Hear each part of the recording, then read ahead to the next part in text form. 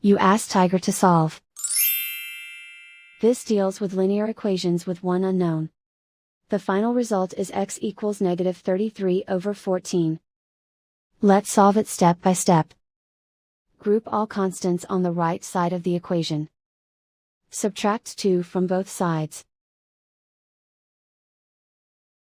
Simplify the arithmetic. Convert the integer into a fraction. Combine the fractions.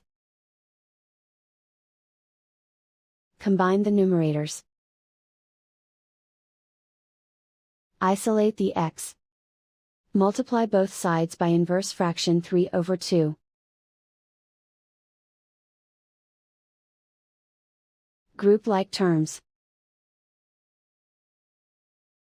Multiply the coefficients.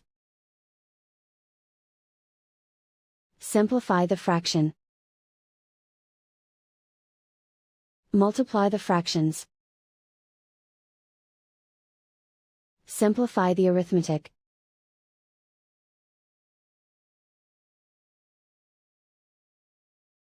And so the final result is x equals -33/14.